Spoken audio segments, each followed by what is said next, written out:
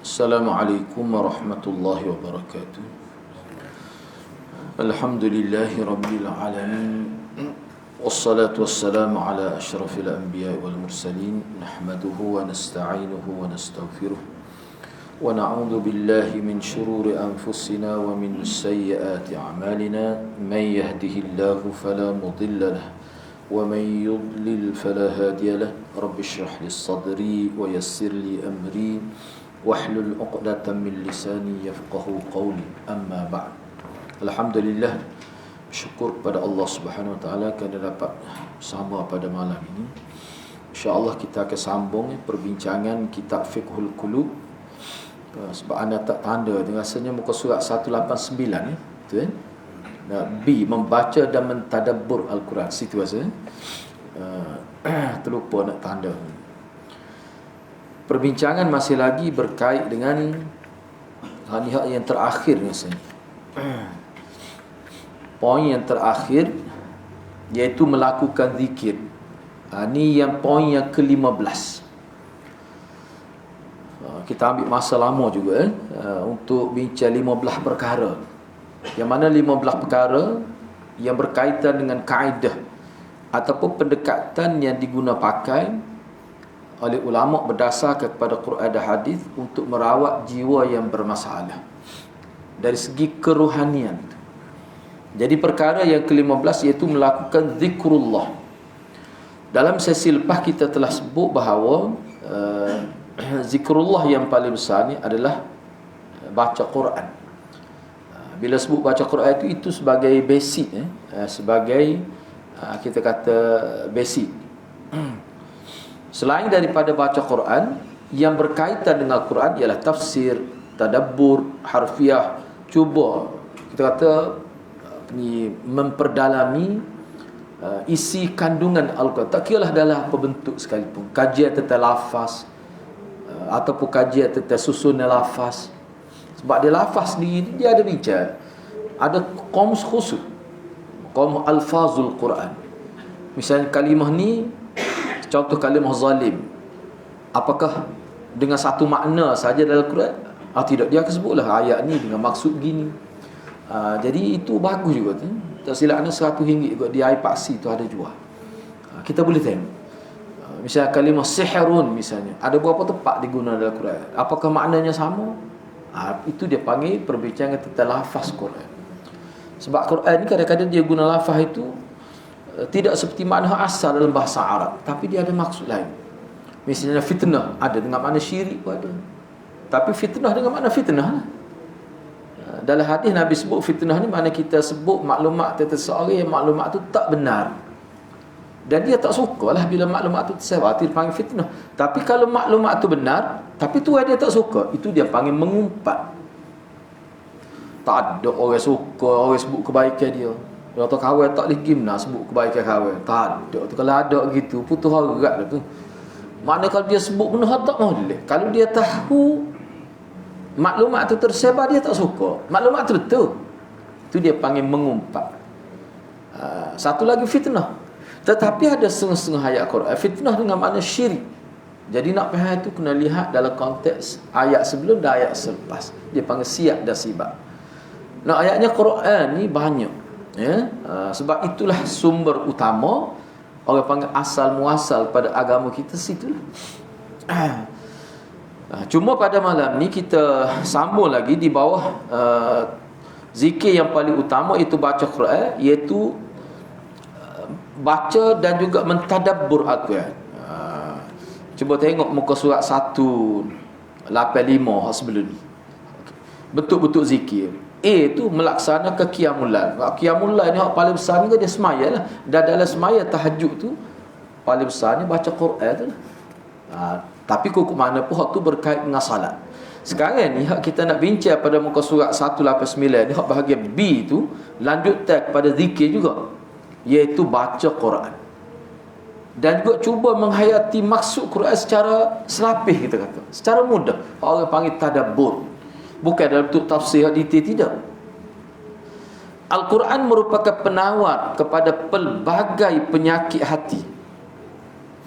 Jadi nak suruh Quran ni berfungsi sebagai syifa warahmah itu dia sebenarnya kalau baca pun ada dah.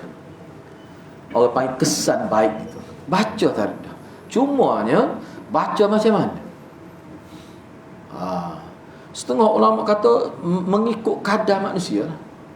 Ada setengah baca kalau tajwid tak betul pun mungkin dia memang setengah orang akan ngaji pun tak betul. Siapa tak ngaji? Ngaji pun tak betul. Ngaji dah tu. Tak apa. Sebab itulah anda tengok dalam konteks agama kita ni, orang ni bila dia baca ke tak, dia ngaji dah cuma tak betul. Depan guru tak betul. Siapa tidak depan guru? Jenis payah lah kita kata. Bagi orang yang ngajak biasa ngajak Quran, dia boleh tahu dia akan jumpa lah. Kadang-kadang kalau anak murid tu tak mari lega lah bahasa. Dia ada kita pengalaman lah. Berat pelajar. Kita pun habis kaedah guna. Kadang-kadang kena tanya orang lain pula. Baik, orang lagu ni mesti dia baca Quran banyak lah tak kena. Tak. Tu yang Maha tahu. Sebab tu Quran ni penting baca. Kita belajar, lepas tu kita baca. Kalau ada orang tak kena, jangan bila orang itu tak kena tu kita pakai tak baca. Tu tak kena. Sebab apa? Anda nak sebutnya basic baca Quran ni dengan bersungguh-sungguh, dan kita sudah berusaha nak memperbetulkan bacaan, tiba-tiba tak betul juga dengan sebab kelemahan diri kita, dan kita teruskan baca, memang ulama kata akan ada kelebihan juga. Ada kelebihan. Jangan kita ingat agama ni dia nak orang berkemampuan belaka baru layak terima agama. Tak betul tu cara. Sebab tu anda tekan semua, makna kita belajar tiba-tiba tak betul juga, tak apa. Hak Tuhan marahnya tak betul kerana tak belajar.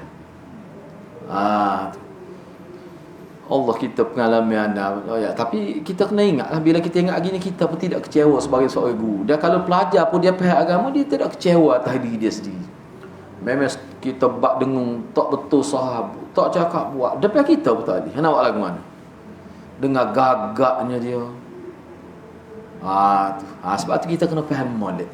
Sebab tu Nabi kata orang yang tak fi qiraati, orang yang sekat-sekat tapi dia terus baca. Hak pentingnya terus baca. Dia dapat satu ganjaran. Dia dapat mana satu ganjaran. Kalau hak mahir adalah ganjaran dia. Tapi tetap dapat. Tapi setengah-setengah riwayat tersebut dapat dua juga. Apa kesungguhan dia Tuhan bui. Jadi hakikat sebenar bui pahala ni payah kita nak jangka kan. Dia bergantung kepada istiqamah seseorang dan kemampuan dia. Jadi kalau dia tak mampu, dia usaha juga. Bagi anak itu kelebihan tu. Itu kelebihan. Saya anak 9 tahun ngapa Quran. Dia jenis payah, dia jenis tak ingat. Banyak dia kata. Lopak pagar lari. Klik rumah nyambak aku mau pergi pula. 9 tahun. Bila boleh syahadah 9 tahun dia hidup tu patah buka wadi pada orang lebih jerit belah dia tu. Apa tu? Orang lain ngaji ketak lama jamin, dia Quran tak habis 9 tahun. Tapi dia ana duk partikel hidup dia ni jenis ikhlas dia ni. Jenis orang Kelantan panggil betul. Dia bagus dia akhlak. Tuhan buka pada dia. Dia jadi tu email, lepas tu dia buat peniaga kecil tapi jadi. Nampaknya banyak dia pulut-pulut duit banding dengan kita. Tak boleh kira dia. Sebab tu anak tekan semua ni kita Islam tak usah kira. Kalau biar kita tahu kelemahan diri kita, jangan jadikan dia tu penghalang. Hak tu agama ni. Sebab tu Nabi cuba bayar ke agama ni seperti air kosong, air mutlak. Dia sesuatu semua peringkat. Cuma orang peringkat ni sesuatu ni, orang peringkat tapi semuanya dapat kelebihan dalam agama. Dan Allah tak akan tanya kita lebih daripada kemampuan kita. Kena duduk situ. Insya-Allah ada kebaikan.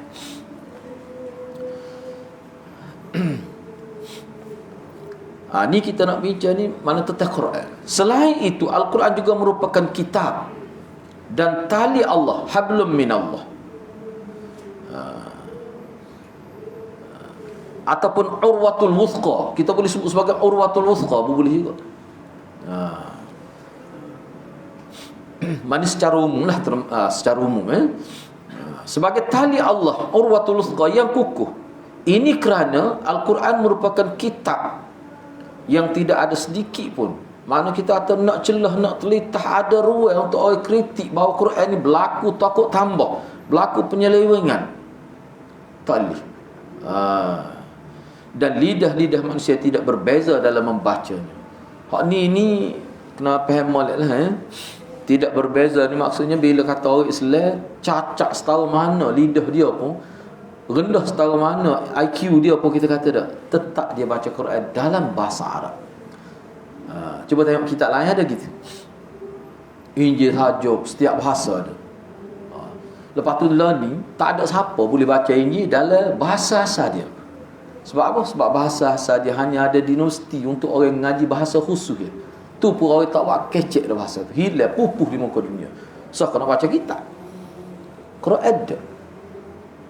Setiap orang bila masuk Islam dia akan belajar Quran. Tak suruh ayat duduk mana.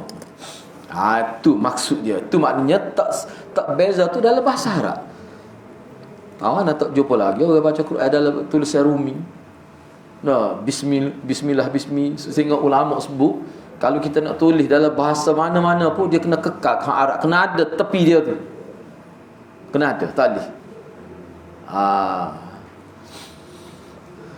Sebab bahasa Arab dia ada makhraj dia. Dia tak boleh timbuk tak terkadu. Ni maksudnya. Malah ulama yang membaca dan mengkaji Al-Quran tidak akan rasa puas. Akan sentiasa Allah beri ilmu-ilmu baru tu. Terlitah macam-macam dengan baca Quran dan kaji Quran. Sebab tu dia ada semua tafsir. Tobik semua tafsir baru-baru. Keajaiban Al-Quran tidak pernah berakhir. Ia merupakan kitab yang menyebabkan jin berhenti dan mendengar bacaan yang dibacakan oleh Nabi SAW. Dan mengatakan bacaan itu adalah satu bacaan yang menakjubkan kerana ia membawa petunjuk ke jalan yang lurus.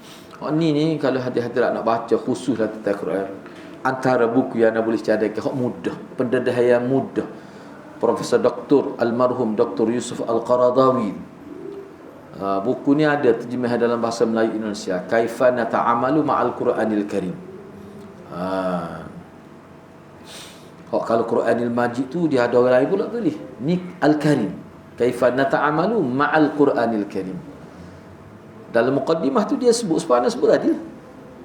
Dia kata mana ada satu kitab yang umur beribu tahun boleh mengekalkan bahasa asal di mana-mana pun. Dan boleh dikatakan setiap orang Islam dia mesti baca. Tak kira lah baca lagu mana tu. Dah Fatihah tu wajib baca lah maya kan. Nah, kalau tak maya pun dia ada juga baca. Tu mesti. Sebab tu doktor dia kata cuba koyak mana satu manakah satu kitab kita kata yang menjadi rujukan utama sebuah agama yang mana penganut dia baca sebab Quran kita baca, orang Islam baca tak ada. Dalam muqaddimah disebut. Lepas tu dalam buku tu juga disebut bagaimana golongan mustasyriqin yang ni golongan orientalis cuba untuk memasukkan Quran sehingga sanggup dia belajar bahasa Arab sampai mereka PhD dan ramai yang memeluk agama Islam. Kesal dia. Situ dia kemukalah Quran ni berapa fasa ada gini-gini gapo Tuhan ayat gapo dia bincang. Kaifa nata'amalu tu kalau nak terjemah bagaimana Allah nak berinteraksi dengan kita. Bila kita baca Quran kita kena ingat Allah nak bercakap, Allah nak menyampaikan mesej Allah kepada kita sebagai makhluk dia. Dia bincang tu. Tu boleh baca. Ana rasa kalau nak cari dalam Shopee pun rasa ada. Molek untuk baca lah. Jadi anak walaupun anak sebut gitu tapi kena ingat mana-mana kitab sebut Quran ni kalau bagi orang tak erti makna apa satu dia baca tetap ada kesan. Tu termasuk dalam i'jaz. Unsur i'jaz Al-Quran. Ciri mukjizat Quran.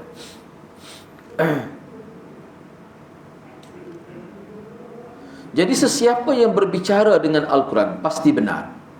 Sesiapa yang beramal dengan Quran pasti diberi ganjaran dan pahala. Sesiapa yang berhukum dengan Al-Quran pasti adil. Dan sesiapa yang menyeru manusia ke arah Al-Quran dan dipandu ke arah jalan yang lurus akan dipandu ke arah jalan. Ini kata Ibnu Katsir. Hafiz Ibnul Athir, bukan Ibnu Katsir, Ibnul Athir.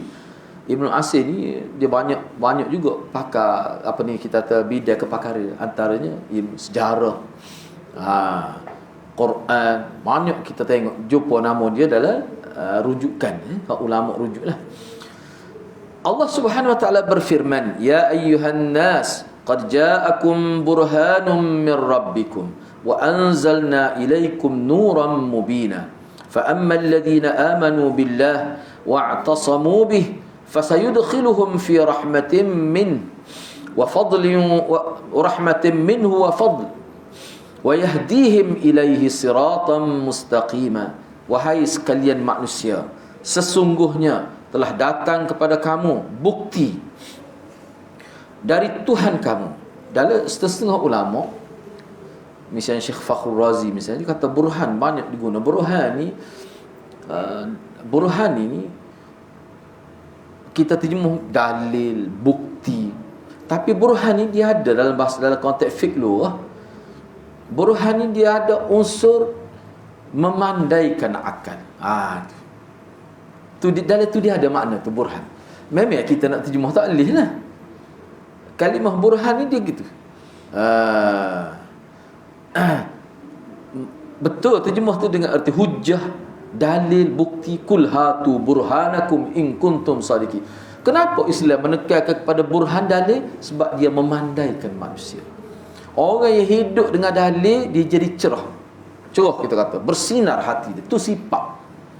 Tapi orang yang tidak mementingkan dalil, ikut sebut, ikut telitah, dia jadi akal dia tak cerah, tak ada nur. Dia ada kesan tu. Sehingga ada orang kapur pun, kalau dia mikir nak bukti, biar dia tak ingat pun tak apa, tapi dia suka je ni. Kalau ustaz kuliah ada sebut dalil, dia suka gitu. Dia akan bercahaya pemikiran dia. Walaupun mungkin dia tak boleh berhujah, tak boleh nak kemuka, tapi lain. Dia ada makna tu. Sebab itulah dalam agama kita dia penting sangat burhan, hujah ni. Kenapa? Kerana dia menyebabkan manusia jadi ada nilai. Dia panggil al-qiyam. Dia Tusuk Qadawi sebut juga dalam buku tu. Manusia ni bila boleh qiyam, bila boleh nilai, sebab dia sangat mementing kepada dalil, akhir sekali hidup dia ni terarah kepada kebenaran. Dan itulah ciri Al-Quran. Sebab tu penting benar dalil. Sebab tu kalau kita tengok pekuliah-pekuliah zaman internet ke, ni anda sebut secara umum lah, tidak sebut nama. Kalau jenis kecek tak apa dalil ke, dia jadi tak terkawal. Bila-bila masa boleh jadi sesat. Perhati malik. Bila-bila masa boleh tergelincir. Cuba perhati. Lama banget. Kadang-kadang dia salah tu 10 tahun. Masuk tahun ke-11 baru nampak kecelaruan pemikiran. Sebab apa tu? Sebab tidak dilatih dengan dalil. Sebab tu kita kapur biasa pun, kalau kita belajar dengan ustaz jenis pasal berdalil, gotu gani sebut dalil, insya-Allah dia akan ada kelebihan walaupun dia orang kapur. Itu penting dalil tu.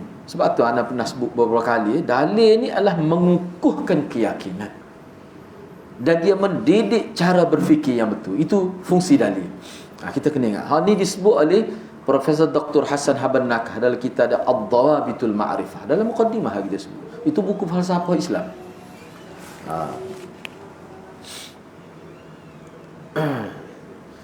Wahai sekalian manusia, sesungguhnya telah datang kepada kamu bukti, yakni burhan dari Tuhan kamu. Dan kami pula telah menurunkan kepada kamu Al-Quran sebagai nur cahaya yang menerangi segala apa jua yang membawa kejayaan di dunia ini dan kebahagiaan yang kekal di akhirat kelak. Jelas ni. Mana orang ikut Quran. Jadi nak ikut Quran, orang hidup dengan Quran.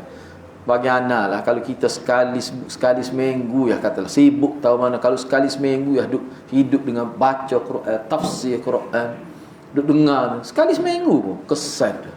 Pasal ayat tentu dah ada kesan. Tu.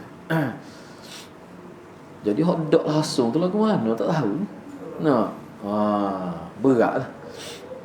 Oleh itu orang-orang yang beriman kepada Allah dan berpegang teguh kepada ajaran Al-Quran, maka Allah akan memasukkan mereka ke dalam rahmat. Mana Allah senara kita ni sebagai orang yang al-marhum. Tak mati lagi. Marhum ni orang yang diberi rahmat. Apa-apalah orang kita ni pakai al-marhum ni mati tu. Tak al-marhum lagi tu berasa hati dia tu.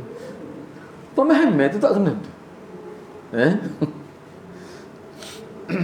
Sebab innalillah lah mana orang kita dah pakai kena mati dulu baru boleh tu. Jadi benar-benar gitu. Baik. Jadi kita akan tersenara sebagai orang yang dirahmati oleh Allah dan tersenara sebagai orang yang sentiasa mendapat limpahan kurnia Allah yang tak terkira lah. Kadang-kadang kita tak nampak, rupanya Allah beri kebaikan kita ni, Allah bukan beri direct, dia beri anak cucu kita. Kadang-kadang dia beri pada isteri kita. Lepas kita mati tu, anak-anak kita meneruskan legasi kita Dia gini, penting anak dalam agama ni sebab dia menyambung, orang panggil pahala kita. Tu mudah, bahasa mudah. Anak boleh sebut gini, banyak juga buku anda tengok bab tentang kelebihan anak. Seseorang ni bila dia meninggalkan anak, mesti anak dia, kalau anak dia tidak baik lah mana, mesti banyak kau baik dia buat. Setiap kebaikan yang anak buat tu sebenarnya ada kesan pada ibu bapa dia. Saudara, sebab tu setengah ulama kata bila anak buat baik, ibu bapa akan dapat kesan. Dia panggil kesan. Kita panggil sebab. Sebab tu. Anak tu sebabnya besar. Untuk kita dapat kelebihan hari akhirat. Enggak payah ke anak kita tolong pula kita ajar dia pada cucu pula. Maknanya anak yang menjadi penyebab kebaikan ni orang panggil aset kekal lah kira-kira. Sebab tu bila seorang tu tak ada generasi, tak ada zuriat ke, sebenarnya kurang banyak dia. Kecuali dia ni jenis orang yang banyak buat program kebaikan. Tu lain cerita. Dan Allah akan menunjukkan mereka ke jalan yang lurus, yakni jalan agama Islam yang membawa kepada ni. Ayat ni kalau kita nak bincang secara tadabbur memang banyaklah. Memang banyak. Baik, membaca Al-Quran merupakan satu ibadat yang boleh mendekatkan diri seseorang kepada Allah Subhanahu Wa Taala. Malah antara perkara yang boleh mendekatkan diri kepada Allah yang paling besar sekali, Quran lah. Quran yang paling besar sekali. Dah satu huruf 10 ganjaran. Tak ada hadis tak sampai tak tu.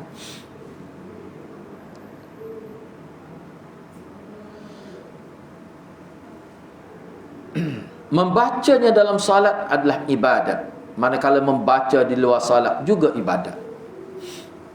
Dalam sebuah hadis yang diriwayatkan daripada Abu Sa'id Al-Khudri radhiyallahu anhu, beliau menjelaskan bahawa Rasulullah sallallahu alaihi wasallam pernah berpesan kepada seorang lelaki, usika bi taqwallah fa innahu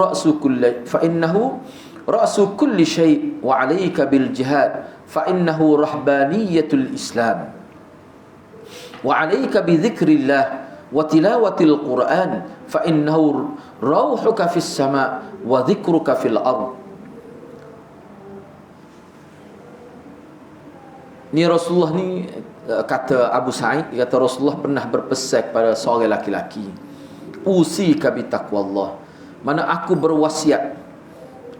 Ni anak kekalkan kalimah hasar, sebab wasiat ni lebih memberi kesan pada hati kita. Aku suka berwasiat kepada engkau supaya sentiasa bertakwa kepada Allah, kerana takwa itu adalah tonggak utama segala perkara. Kenapa lah bila sebut takwa kena ingat semua Imam Malik sebab tu paling mudah dan paling mencakupi maksud dia. Apa dia? Jaga hukum halal dan haram. Kalau umat Islam duduk tak tu sentiasa membara semua dalam minda ada halal, haram, insya-Allah selamat dia.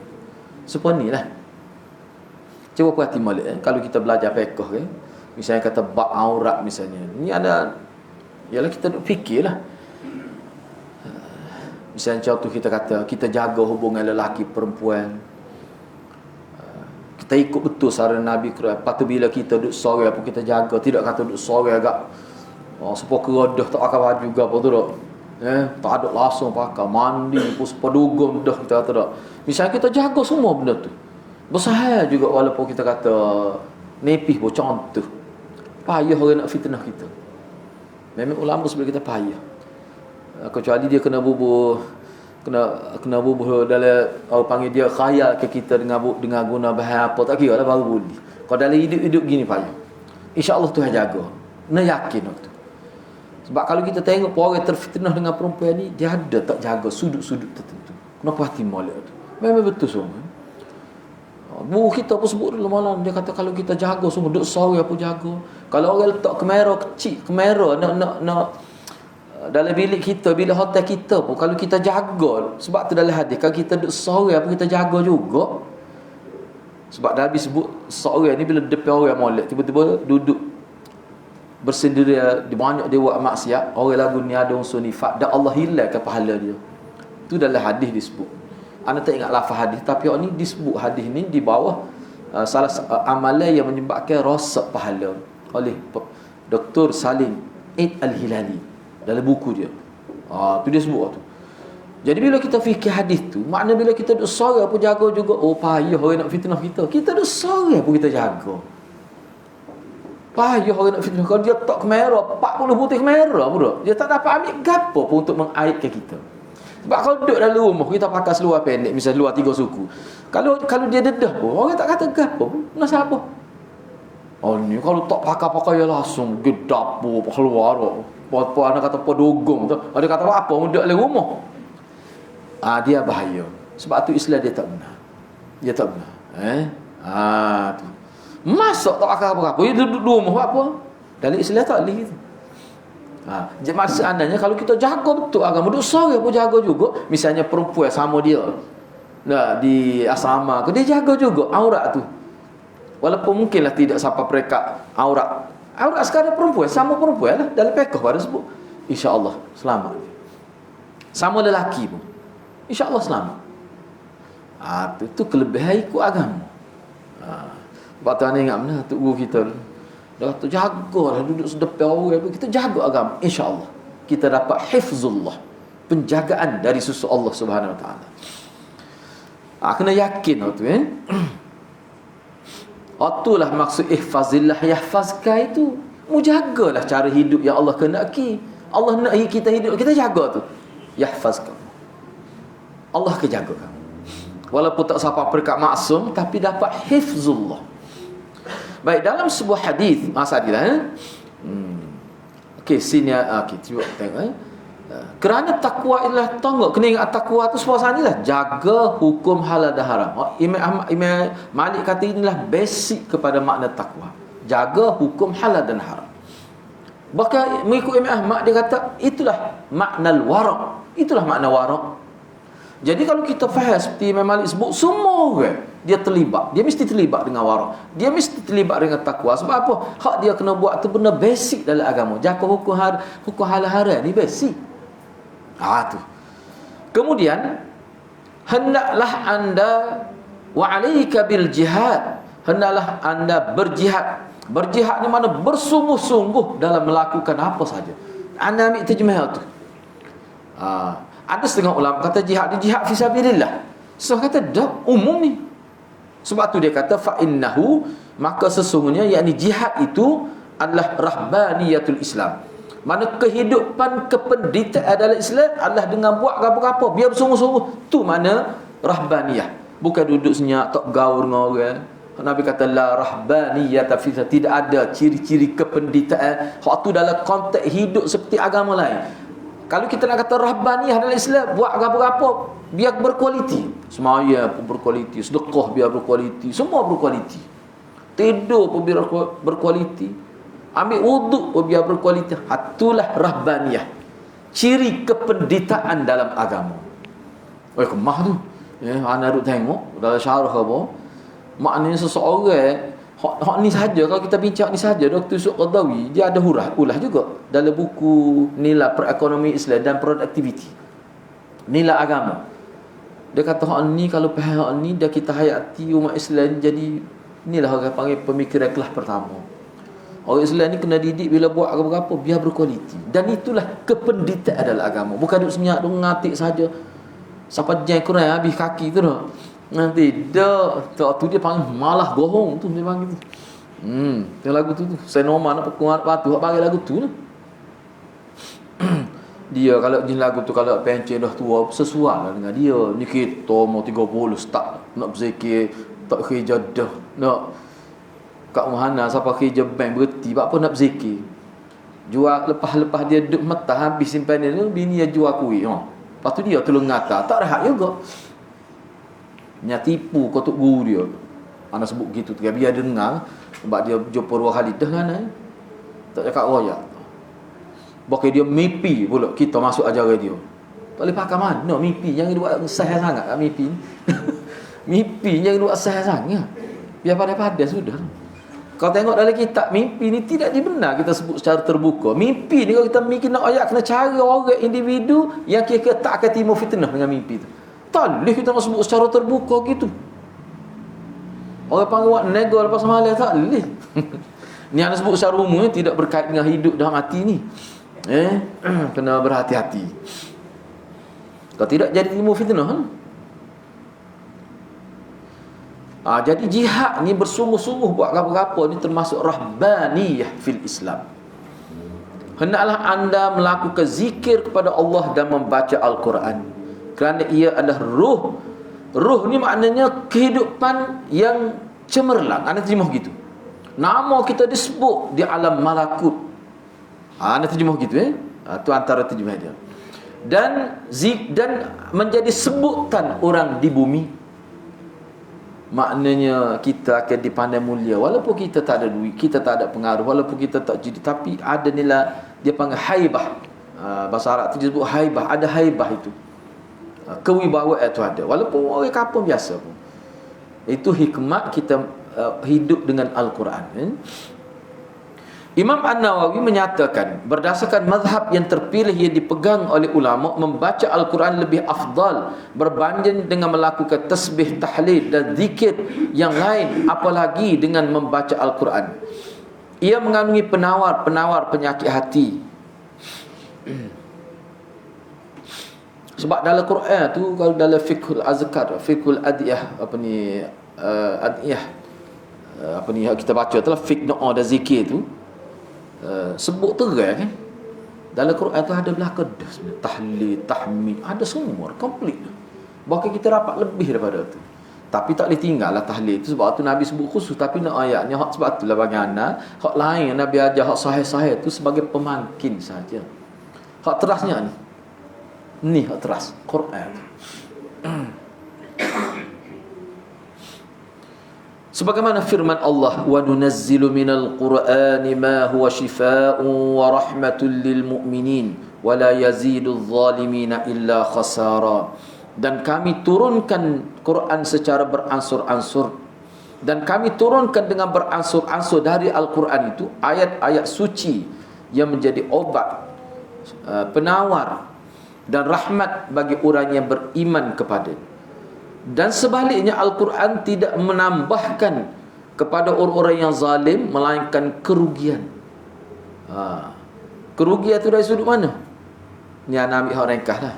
Sebab Imam Fakhrul Razi tu dalam kitab dia Mafatihul Ghaib tu, dia sebut dengan terang banyak dia hurah ni. Dia kata salah satu maksud dia kerugian tu, apa jadi rugi tu. Cuba kita tengok mulai ini. Maknanya orang yang zalim ni dia ada terlibat juga, boleh dia baca juga Quran, bukan kata tak baca langsung. Sebab tu cuba tengok. Dan tidak menambahkan orang-orang zalim dengan Quran tu melainkan kerugian. Kalau hak tak tahu langsung tu suku kira. Ni tahu. Isu yang paling besar kata Syekh Fakhrul Razi ni, kata sebab dia tidak ambil manfaat dengan Al-Quran. Tidak ambil faedah langsung. Kadang-kadang baca Quran pun gitu-gitu ya, tak ada ambil faedah langsung daripada Quran. Orang ni dia akan rugi, dia akan berlaku kerugian kepada dia. Lepas tu kita kata, kan saat disebut dah baca Quran pun boleh pahala juga. Kok mana? Ya, maksud orang zalim ni dia gini lah. Kalau dulu Tok Buana Maulana ni dia kata Quran jadi syifa' wa rahmah ni, supaya kita contoh ambil obat lah. Obat go 1000 sebutir pun, kalau kita tak patuh arahan doktor kata bila makan obat ni kena ada pantang, kena patah hak ni toleh gini, patut kena makan gini-gini. Banyak doktor ya. So patut kita kena patah tu hak obat tu sah. Kalau kaedah makan obat ni, selagi kena patah penyakit pula. Kalau tak buat tu obat ke 1000 sebutir pun tak jadi. Sebab tu Dr. Yusuf Qaradawi dalam buku Sani Anak kata menarik tu, sebab dia kata kita nak dapat kebaikan daripada Quran ni kena ada usaha nak merubah diri, nak merubah hidup kita jadi baik. Dia kena ada usaha tu. Dah, sebab itulah Imam Ghazali sendiri pun sebut, kalau kita baca dalam kitab Ihya pun kena baca juga Ihya ni. Jangan tak baca langsung. Kita kata ada hadis tu, pakai tinggal tu. Dah. Paling tidak baca Minhaj tu, ringkasan dia tu. Minhajul Qasidi tu. Itu ringkasan daripada Ihya tu. Kita akan jumpa maklumat tu dasar pada Quran dan hadis. Bahawa Quran ni, mana kalau Quran ni tidak digunakan dengan cara yang betul, dia menjadi beban kepada manusia di hari akhirat. Hujjatun alaik. Hujjah yang menentang. Hujjah yang menentang, bukan hujjah yang membela. Jadi perkara tu kita kena ingat lah. Tama-tama kalau kita duk ngaji ni, kalau kita, sebab tu dia hak nak sebut saatnya, orang panggil langkah pertama supaya kita boleh ambil kelebihan pada Quran ni, melebihi sekadar baca, adalah tahu maksud dia. Sebab tu ana sebenarnya minat sangat kalau kita tafsir Quran tu secara ringkas-ringkas lah, supaya boleh baca banyak tu. Sebab ana ada buat lain pun kita cuba peringkas juga. Sebab kata Maulana Hadi tu memang cukup menarik lah. Jadi kalau kita boleh olah lah, tapi poin dia tu. Tapi nak peringkat lain pun ada pula, sebab Al-Quran ni banyak peringkat. Kalau nak ringkas. Sebab anak tu ambil dah 4 jilid lah, kita ambil dia tu 11 ke 12. Masa 11 jilid cukup 30 juzuk. Maulana Hadi tu memang molek kan. Kalau boleh bahasa Urdu pula agak parut benar. Tahun 93 pun rasanya 300 judul lebih tafsir dalam bahasa Urdu. Mana baju dia bahagian terjemah. Baik, tak apalah. Kita cubalah setakat yang kita boleh. Jangan tinggal tu. Rugi kita. Baik, cuba kita tengok lagi. Seterusnya. Jadi Al-Quran ini bila kita baca, kita tadabbur, cuba memahami, walaupun secara tadabbur, maksud tadabbur ni maknanya kita pahas lapis. Kita ambil maksud dia secara umum. Sebab kalau tafsir ni dia melibatkan banyak perkara. Tu satu bentuk pengajian. Tu pun ada kesan dah. Tak salah, memang ada kesan. Jadi Al-Quran ini boleh menyembuhkan penyakit syak, penyakit nifaq, penyakit syirik, dan juga penyelewengan pemikiran yang menatijahkan penyelewengan dari sudut perbuatan zahir. Sebab penyeleweng ni ulama kata dia bermula pada akal manusia. Situ menyeleweng. Rasa akal dia keluar melalui tangan, melalui mulut, melalui kaki. Tu dia kena. Jadi insya-Allah dengan sebab itulah setengah-setengah ulama, anda tak ingat nama apa, kita bincang dah dalam di masjid apa ni? Masjid apa tu? Wakaf baru kita ni. Masjid Aman Wakaf baru ni lah. Kita lepas dah bincang. Ada beberapa kenyataan ulama, orang yang baca Quran ni kalau dia buat salah pun, pengalaman ulama, ilmu tajribah, dia mudah sedar kesalahan itu. Kita panggil insaf ataupun an-nadam, sedar, mudah menyesal. Itu kesal Quran. Bukan kata bila orang baca Quran ngaji tak ada buat salah, jadi pun nabi pula dah. Tidak gitu. Kalau dia buat salah pun tidaklah kesalahan yang membinasakan dia. Itu memang disebut. Jangan kita ingat jadi kebal dengan apa Quran. Dah ngopak situ lah kalau dia tidak ada usaha nak islah diri dia. Ada sama tu. Tapi baca Quran, mendampingi Al-Quran ni, dia memberi kebaikan. Kalau buat salah pun cepat bertaubat. Dan dia tidak akan buat kesalahan yang menjahanamkan dia. InsyaAllah dia tidak musirrun ala dhunub, tidak berkekalan melakukan dosa yang sama. InsyaAllah. Itu berdasar pada pengalaman ulama kita. Baik, seterusnya cuba tengok lagi di sini. Jadi Al-Quran ini mengandungi rahmat yang menghasilkan keimanan. Dia lebih lagi mengutuhkan keyakinan kita, iman kita, hikmah, jadi bijak berfikir. Walaupun orang kapal biasa, dia jadi bijak berfikir. Dan pencarian kebaikan, minat pada kebaikan. Berat ni hadirat. Jenis orang tak minat pada benda baik. Tapi kalau benda tak baik, dia lepas kali, na'udzubillah, tu berat tu. Biasa anak buat contoh setengah-setengah tepat tu. Kalau anak buat contoh sikit cepat raya, setengah orang bunyi sepat lepas raya, titik air mulut tu. Ada jenis lagu tu. Nak awal? My wish 100 boleh 1 juta ni. Benar tak logik langsung. Kajian kaya mana tak nak uya tu. Fikir. Tapi anak jumpa ni MA pengajian agama ni. Meninggal dia. Anak panggil dia pergi kedai saja sebut dia meninggal. Sarumu tak sebut nama. Huruf pun tak sebut nama dia tu. Anak jangan memudah dia tu. Bukan tak nak ubi berat sikit ni. Dia kata entah tak tahu dia kata. Dia kata duit mana ustaz? Seboyak. Siapa dia nak ubi? Malaysia nak ubi. Anak lucu dia kata duit pampas sihat Jepun. Dia kata anak ngelah anak sokong. Kata dalam hati lah. Nak kata bengong tu tak boleh mengundi MA ni. Dia kata coba ustaz fikir Jepun nak ubi kita. Dia kata pampas sihat. Kalau dia nak ubi dia mesti melalui kerajaan. Secara logiknya tak cakap habis. Selak kita raya tu tak pakar. Tahu banyak mana dia habis? Anak dia ayat kanak beratus ribu dia masuk saya. Tu anak saya tu. Anak dia mari jumpa mana? Anak dia PhD ngaji. Nak kata tak PhD. Tak kata nak ayat. Tak hakah PhD sini dia tu. Dia kena tak hakah PhD dia tu. Tak cakap ayat. Anak panggil. Anak kata bahaya ni kau ni. Hidup dia dalam orang panggil fi khayalat, dalam awang-awangan. Na'udzubillah min zalik. Anak dia kata pergi masjid pun nampak liar. Dia ada kesan dia. Orang ditipu oleh syaitan. Tak logik, tapi Tuhan kata cuba ustaz fikir. Orang sebut nama ustaz tu. Sekatulah ustaz lah. Cuba fikir kak. Benar tak logik. Anak tanya dia, anak nak jumpa hidup-hidup, siapa dia boleh tu? Siapa anak kata gitu? Dia kata ada mana? Anak kata sepupu burung Garuda ni tak ada keturunan. Ada dalam TV anak kata. Atau nama siapa dia keturunan mana? Keturunan Bani Tami ke? Cuba ya. Hak ni pun aku tu tak hakah juga. Sebab tu dia kata tak hakah, PhD pun tak hakah. Ya Allah ngerti. Mati dalam keadaan angan-angan gitu. Meninggal dunia. Sedih anak. Munggu dia tu begitu dulu masa sekolah aku ingat lagi. Masa sekolah peringkat awal dulu lah. Tapi dia kena kan memang tak boleh. Itulah. Minta jauh daripada Allah Subhanahu Wa Taala. Habis harta.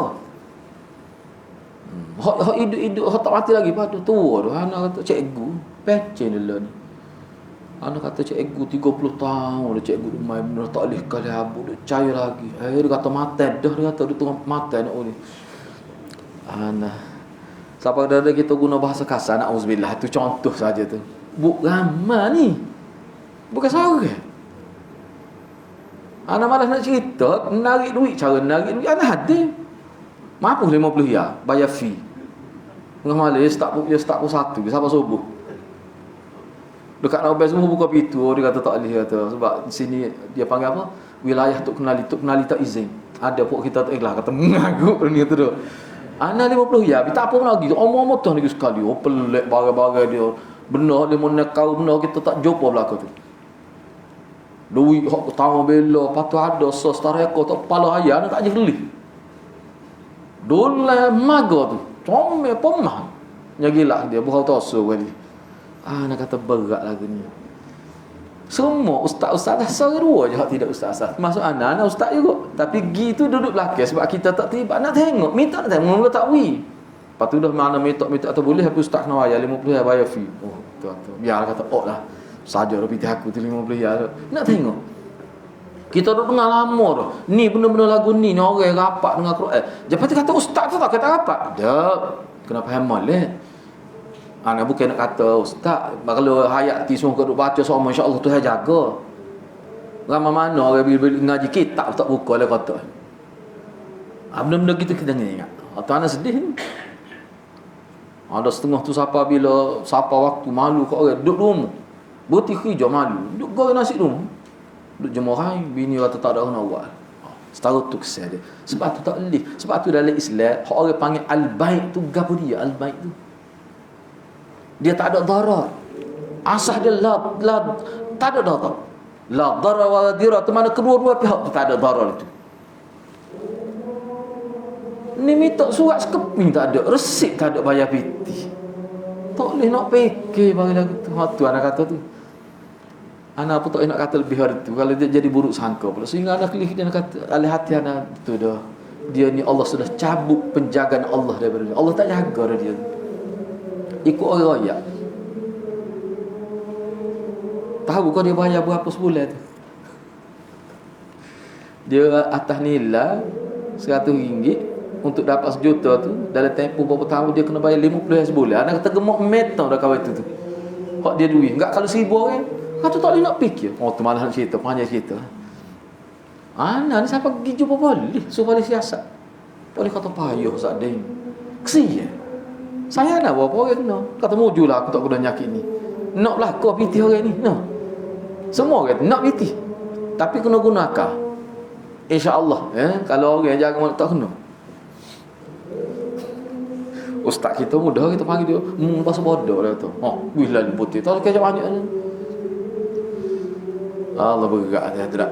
InsyaAllah kalau kita hidup dengan Quran yang sebenar lah, ngaji ngerti, walaupun orang kapur sentiasa diperingatkan dengan Quran yang hadis, insyaAllah dia jadi sedar dalam keadaan yaqazah sama. Nak supaya mari yaqazah imani itu. InsyaAllah na'udzubillah min zalik sia.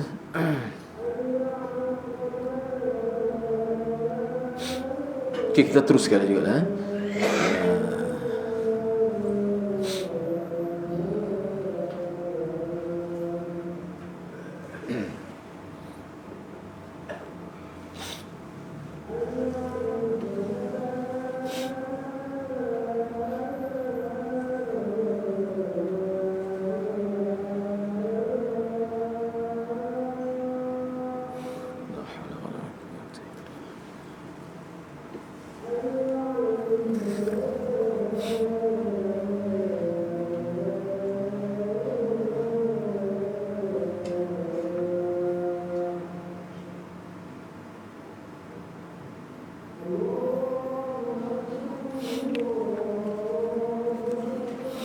Allahu Akbar, Allahu Akbar.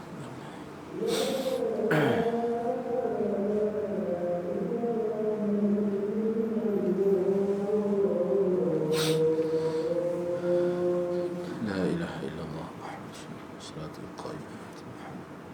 Okay, kita sambung sikit lagi. Cuba ambil baris yang ketiga tu. Walau bagaimanapun ia diperolehi oleh orang yang beriman.